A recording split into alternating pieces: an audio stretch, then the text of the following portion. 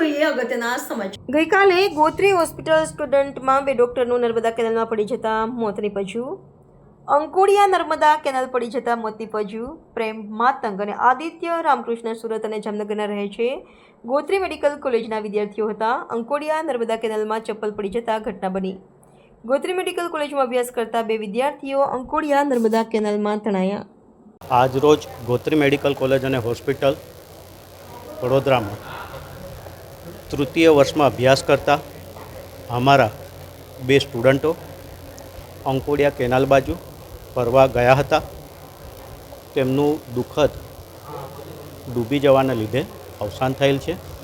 બંને જે વિદ્યાર્થી છે જેઓ તૃતીય વર્ષમાં અભ્યાસ કરે છે, જેમાં એકનું નામ છે પ્રેમ અને બીજાનું નામ છે આદિત્ય રામકૃષ્ણ।